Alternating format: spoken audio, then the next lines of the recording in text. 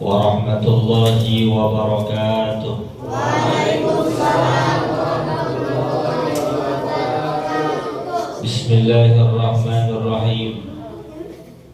Alhamdulillahi rabbil alamin. Allahumma salli wa sallim ala sayyidina Muhammadin wa ala alihi wa sahbihi ajma'in, amma ba'du. Faqad qala Allah ta'ala, a'udzu billahi minasy syaithanir rajim. Bismillahirrahmanirrahim. Khudh min amwalihim shadaqatan tutahhiruhum wa tuzakkihim biha wa shalli 'alaihim inna salataka sakanun lahum. Shadaqallahul azim wa shadaqa Rasulullah sallallahu alaihi wasallam nabiyyul habibul karim.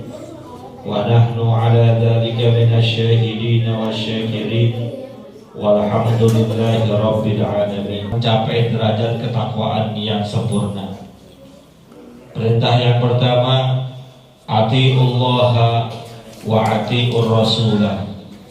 Taatlah kalian kepada Allah dan taat pula kepada Rasulullah SAW, yaitu Nabi kita Muhammad. Maksudnya apa? Kalau kita benar-benar ingin taat kepada Allah, kalau kita benar-benar mengaku hambanya Allah, cinta kepada Allah Subhanahu wa Ta'ala, maka ikutilah jalan dari baginda Nabi kita Muhammad sallallahu alaihi wasallam. Dalam surat Ali Imran dikatakan, "Qul in kuntum tuhibbunallaha fattabi'uni yuhibbukumullah." Katakanlah ya Muhammad, jika kalian semua mencintai Allah, benar-benar cintanya kepada Allah, maka jalan satu-satunya adalah mengikuti aku, kata Rasulullah. Mengikuti Nabi kita Muhammad sallallahu alaihi wasallam, pasti akan Allah juga cinta kepada kita. Yang kedua, anishkurli wali walidayya. Bersyukur kepada Allah dan juga bersyukur kepada kedua orang tua. Kita diberikan banyak nikmat oleh Allah, nikmatnya tidak terhingga dan kita nggak bisa hitung-hitung lagi. Wa in ta'udu nikmatallahi la tuhsuha. Sesungguhnya jika kita menghitung nikmat Allah dari yang paling kecil sampai yang paling besar, sesungguhnya nikmat Allah kepada kita tiada batas. Namun kalau kita bersyukur kepada Allah Subhanahu wa Ta'ala, jangan lupa bersyukur kepada kedua orang tua kita yang melahirkan, yang mendidik, yang membina, membesarkan sampai kita saat sekarang ini. Maka alangkah ironinya kalau ada manusia sudah sukses, manusia sudah menjadi terpandang, dia lupa kepada orang tuanya. Padahal apapun yang dia punya saat ini, jabatankah, ilmu pengetahuankah, ataupun harta kekayaan, itu hakikatnya melalui wasilah perantara dari kedua orang tuanya yang membina, mendidik, dan membesarkannya sampai saat ini. Maka alangkah sangat durhakanya seorang manusia jika sudah menjadi orang yang terpandang, dia lupa kepada orang tuanya. Orang tuanya ditinggalkannya. Bahkan ada pula yang membentak-bentak orang tuanya, bertutur kata yang kasar. Padahal Allah Subhanahu wa Ta'ala nyatakan dalam surat Al-Isra, "A'udzu billahi minasyaitonir rajim. Wa qada rabbuka alla ta'budu illa iyyah wa bil walidaini ihsana. Imma yablughanna indakal kibaru ahaduhuma aw kilahuma fala taqul lahumā uffin wa la tanharhumā wa qul lahumā qawlan karīmā." Kepada kedua orang tua kita, janganlah berkata janganlah berkata-berkata yang berisikan penolakan terhadap perintah orang tua kita. Wala tanharhuma, dan jangan pula bentak-bentak kedua orang tua. Wa qul lahumā qawlan karīmā, dan berkatalah kepada keduanya dengan perkataan yang mulia, perkataan yang menyejukkan, perkataan yang menyenangkan. Karena siapapun yang membuat marah kedua orang tuanya, membuat murka kedua orang tuanya, pasti Allah akan murka kepadanya. Dan siapa orangnya yang bikin redok kedua orang tuanya, bikin rela, bikin senang kedua orang tuanya, maka Allah pun akan ridho kepadanya. Nabi kita Muhammad SAW bersabda, ridho Allah bi ridhol walidain, wa sukhtullah bi sukhtil walidain. Ridhonya Allah tergantung kepada ridho kedua orang tua, dan murkanya Allah, marahnya Allah juga tergantung kepada murka dan marahnya kedua orang tua kita. Hadirin yang dimuliakan oleh Allah, ini sebentar lagi momen Lebaran. Biasanya sudah menjadi tradisi kita, mau Lebaran beliin pakaian yang bagus-bagus kepada keluarga kita, kepada anak kita, kepada istri kita. Bahkan kita nggak pakai perhitungan tuh, kalau buat mereka THR turun aja, langsung kita bawa ke mall, ke pusat-pusat perbelanjaan. Kita senangkan hati mereka, kita bahagiakan anak dan istri kita. Tapi sayangnya tidak segelintir orang yang saat momen bahagia itu lupa kepada ayah bundanya, lupa membahagiakan kedua orang tuanya. Anaknya dibeliin boleh pilih semaunya, istrinya dibeliin semaunya, sebanyak-banyaknya, tapi kedua orang tuanya dia lupain. Kedua orang tuanya boro-boro sekedar baju koko, nengokin juga enggak. Padahal momen Lebaran ini adalah kesempatan bagi kita bagaimana membahagiakan kedua orang tua kita. Kalau seandainya kita bisa bahagiakan anak kita, mampu membahagiakan istri kita, maka harus lebih mampu, harus lebih bisa membahagiakan kedua orang tua kita. Datang ke rumahnya, bawakan pakaian yang terbaik buat mereka, berikan makanan yang terbaik buat mereka, hadiahkan uang terbaik yang kita miliki buat mereka. Kalau mereka redho, kalau mereka senang, insya Allah Allah juga redho dan juga Allah senang kepada kita. Yang ketiga, firman Allah Subhanahu wa Ta'ala berkaitan dengan perintah yang berpasangan ini. Kata Allah Subhanahu wa Ta'ala, aqimus sholata wa atuz zakat. Dirikanlah sholat dan juga tunaikan zakat. Menjelang akhir Ramadan, sebagai penutup rangkaian Ramadan kita sebelumnya, ada kewajiban Allah kepada kita menunaikan zakat, terutama zakat fitrah.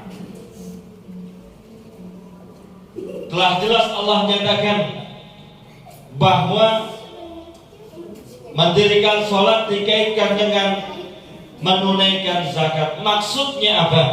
Sebagai pribadi muslim, orang yang beriman tidaklah cukup hanya baik kepada Allah, melupakan kewajibannya terhadap sesama manusia. Orang yang beriman paripurna, orang yang bertakwa sempurna adalah orang yang memperhatikan hubungan baiknya dengan Allah, juga memperbaiki hubungan dengan sesama manusia dengan menunaikan zakat. Dalam bahasa yang lebih fleksibel, yang lebih gampang, seandainya ada orang sholat, cakep sholat 5 waktunya, ada seorang yang sholat sunnah-sunnahnya di bawah, tahajudnya pol, duhanya bagus, tapi dia lupa dengan kewajibannya antar sesama manusia dengan menunaikan zakat, baik zakat fitrah, zakat mal, zakat tijarah dan lain sebagainya. Maka jangan harap ketaatannya akan diterima oleh Allah Subhanahu wa Ta'ala. Karena kita tahu dalam surat At-Taubah Allah Subhanahu wa Ta'ala nyatakan, "Khudh min amwalihim shadaqatan tutahhiruhum wa tuzakkihim biha wa shalli 'alaihim inna sholataka sakanun lahum." Inna sholataka sakanun lahum. Ambillah dari harta-harta mereka, yaitu kaum muslimin, sedekahnya ataupun zakatnya yang berfungsi untuk membersihkan jiwa dan mensucikan hati. Wa shalli 'alaihim, dan doakan mereka, karena sesungguhnya doa kalian kepada mereka membuat mereka tenang. Hadirin yang dimuliakan oleh Allah Subhanahu wa Ta'ala, zakat, terutama zakat fitrah yang akan kita keluarkan di akhir Ramadan nanti, penentu amalan-amalan kita sebelumnya ini diterima sampai atau tidaknya kepada Allah Subhanahu wa taala. Salatnya boleh cakep, puasanya boleh bagus, sedekahnya boleh banyak, tapi dia lupa membayarkan zakatnya, maka ibadah selama Ramadannya mu'allakun, tergantung antara langitnya Allah dengan buminya, gak bisa sampai kepada Allah Subhanahu wa taala sampai ditunaikannya dia punya kewajiban zakat. Selain zakat fitrah, ada juga kewajiban lain yang perlu kita perhatikan, yaitu zakat mal, yang kadang-kadang orang gak ngeh, lupa, ataupun bisa boleh jadi pura-pura gak tahu. Maka inilah perlunya belajar, menuntut ilmu. Maka saya senang banget nih, jargon tempat kita kan rumah ilmu ya, betul ya, rumah ilmu Baitus Syam. Berarti di sini insya Allah akan banyak kajian-kajian tentang pengetahuan agama, kajian-kajian tentang keislaman yang dapat menambahkan wawasan keagamaan kita. Kalau ada kajian di sini, hadir. Siapa tahu ada pengetahuan-pengetahuan yang kita belum paham, ilmu-ilmu yang belum kita mengerti, tanya kepada ustadz-ustadznya, tanya kepada guru-gurunya. Berkaitan dengan zakat ini, ada yang namanya zakat fitrah, ada juga yang namanya zakat mal. Kalau zakat fitrah kita mungkin udah paham, udah tahu. Kewajiban bagi kita mengeluarkan makanan pokok yang biasa kita makan sebanyak 3,1 liter, 2,5 kilo. Biasanya kita bulatkan menjadi 3,5 liter, sesuai dengan yang biasa kita makan, makanan pokok negeri tempat kita tinggal. Kita makan apa biasanya? Nasi ya. Kita makan nasi dari beras, maka zakat fitrah kita adalah beras sebanyak 3,5 liter. Kalaupun ada yang menguangkan, silakan, karena ada beberapa pendapat yang membolehkan dengan uang. Itu kalau zakat fitrah. Ada lagi zakat mal, zakat harta kita, simpenan kita, berupa emas ataupun perak ataupun investasi uang. Itu ada zakatnya. Berapa zakatnya? Kalau kita punya emas di rumah, punya emas gak di rumah? Pak, punya emas? Ada emas lamat, emas bejo. Seandainya kita punya simpenan emas di rumah, simpenannya itu bukan yang dipakai, simpenan investasi, kurang lebih sampai 85 gram minimal, maka wajib dikeluarkan zakatnya 2,5%. Oh, saya emas gak punya, tapi adanya uang. Kalau uang dikira-kira seharga minimal 85 gram emas, keluarkan zakatnya. Emas sekarang 1 kilo berapa ya? 1 kilo 1 gram berapa? Taruh 1 juta ya. Berapa Pak emas segramnya? Ketahuan gak pernah beli emas istrinya. Ya Allah Pak, kita punya istri baikin gak apa-apa. Kalau istri kita lagi sakit, lagi meriang, jangan bawa ke dokter, jangan bawa ke puskesmas, bawa aja ke toko emas, insya Allah sembuh dia Mas. Ya. Emas kira-kira 1 juta 1 gram. Berarti seandainya minimal kita punya uang 85 juta di rekening kita atau di bawah kasur kita. Kalau orang dulu naruh uangnya di kolong kasur. Saya punya mertua, betul Pak. Saya punya mertua taruh duitnya di kolong kasur, Pak. Jangan bilang-bilang ya. Kira-kira 85 juta uang kita di bank sudah mencapai 1 tahun kepemilikan, maka wajib bayar zakatnya. Berapa? 2,5%. Ya kali aja 2,5%, 85 juta kali 2,5%, keluarkan zakatnya. Kalau nggak dikeluarkan, ingat ada ancaman dari Allah Subhanahu wa taala. Orang-orang yang pelit tidak mau mengeluarkan zakatnya, Allah Subhanahu wa taala katakan, "Walladzina yaknizuna adz-dzahaba wal fiddata." Orang-orang yang menyimpan emas dan peraknya, wala yunfiquna fi sabilillah, dia tidak membelanjakannya di jalan Allah, tidak mau sedekah, tidak mau zakat, alias pelit. Sayutawwa'una ma bakhilu yaumal qiyamah. Itu barang simpenannya yang dengannya dia berbuat kikir, berbuat pelit, akan dikalungkan di leher-leher mereka pada hari kiamat berupa kalungan dari api nerakanya Allah Subhanahu wa taala. Kalau punya emas, emasnya dirubah menjadi api, dikalungkan di lehernya. Punya rupiah, punya hewan ternak, dia gak bayarkan zakatnya, dikalungkan di lehernya berupa api nerakanya Allah Subhanahu wa taala. Bukan hanya itu, nanti barang-barang, uang-uang yang kita nggak mau bayarkan zakatnya akan dibuat lempengan oleh Allah Subhanahu wa taala dari api nerakanya. Fatuqwa biha jibahuhum wa junubuhum wa zuhuruhum. Kemudian dengan lempengan tersebut akan disetrika jidat-jidat mereka, punggung-punggung mereka, lambung-lambung mereka. Setelah dikatakan kepada mereka, nih rasakan apa yang dulu kalian pelitkan, yang kalian simpan-simpan, yang kalian sembunyikan, yang kalian tidak mau bayar zakatnya, rasain. Fi yaumin kana miqdaruhu 50 alf sanah. Pada saat itu hari-harinya lebih lama daripada hari di bumi.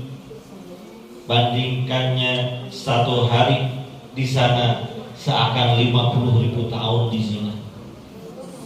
Diazab sih nggak lama-lama, mungkin cuma seminggu, 7 hari. Tapi 7 harinya 7 hari akhirat, yang sama jumlahnya 50.000 tahun di dunia.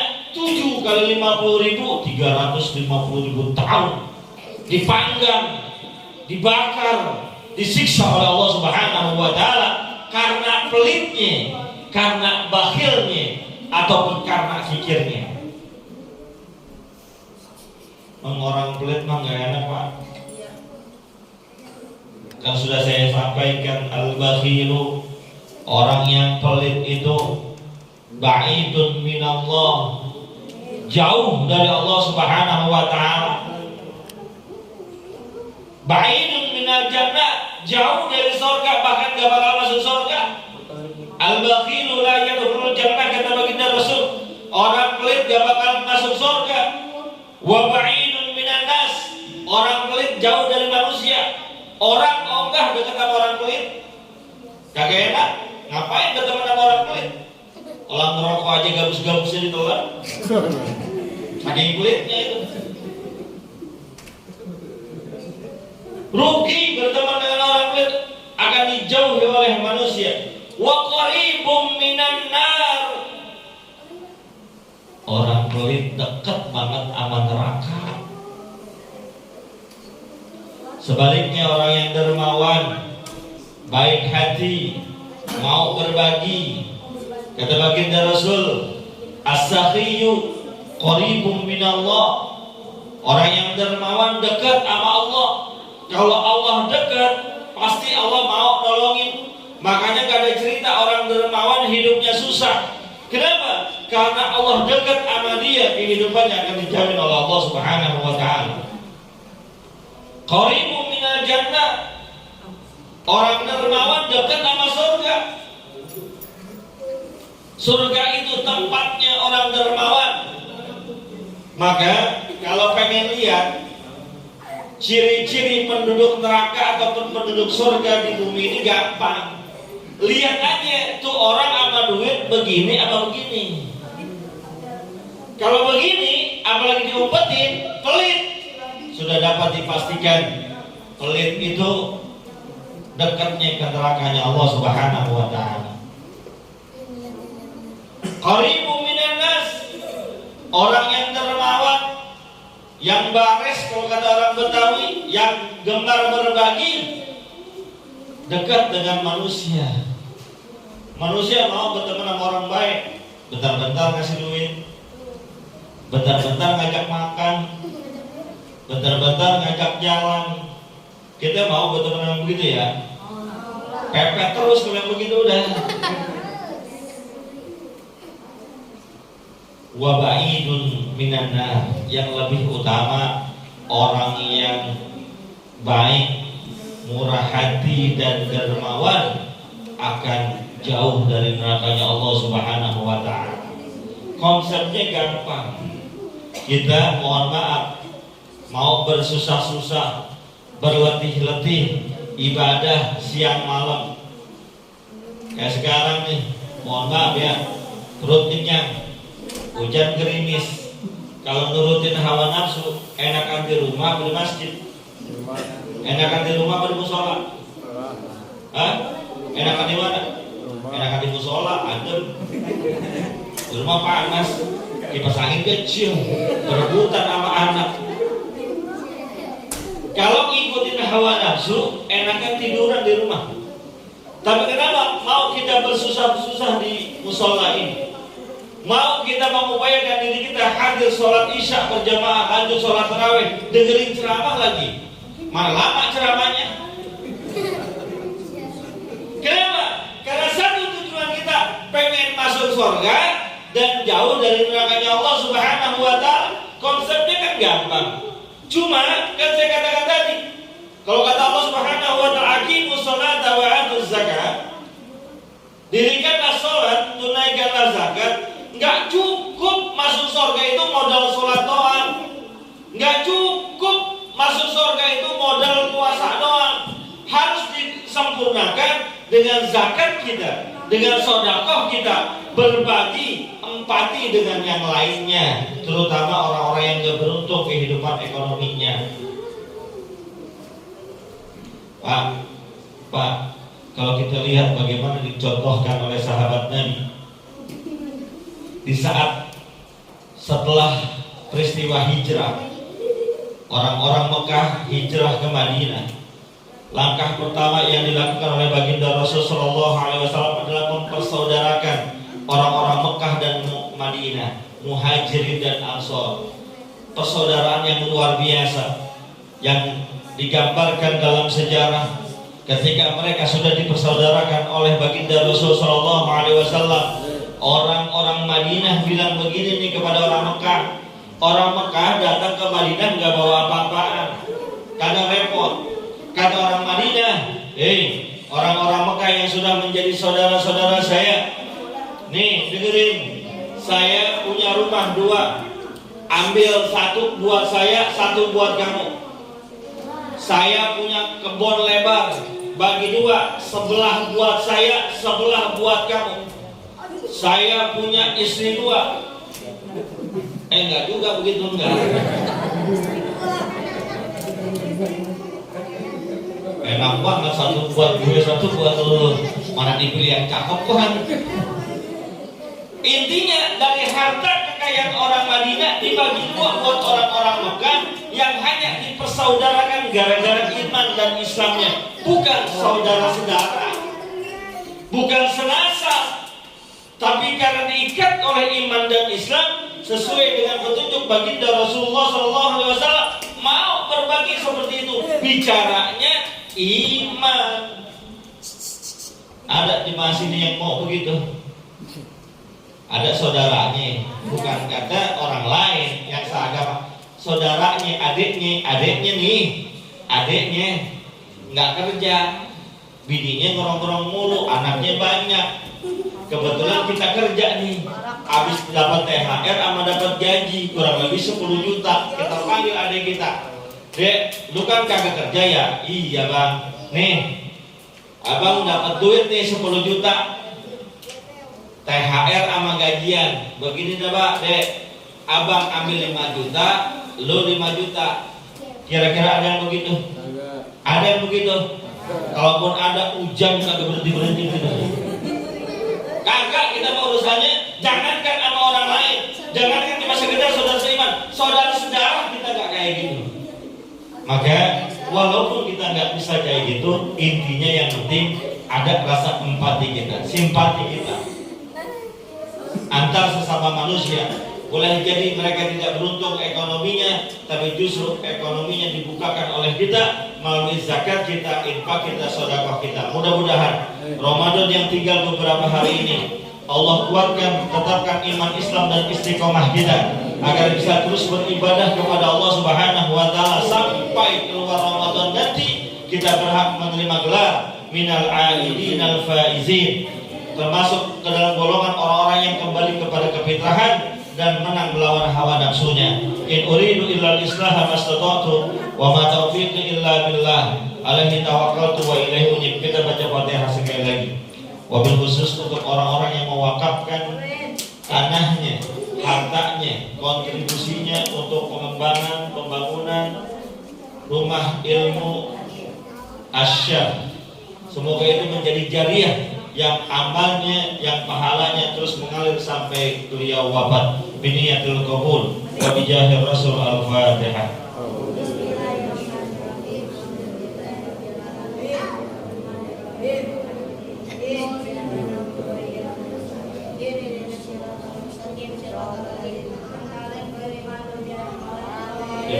Terima kasih juga kepada seluruh pengurus jamaah sholat asyam yang sudah mengizinkan saya beberapa hari terakhir silaturahim ke sini. Mudah-mudahan ini mendatangkan berkah.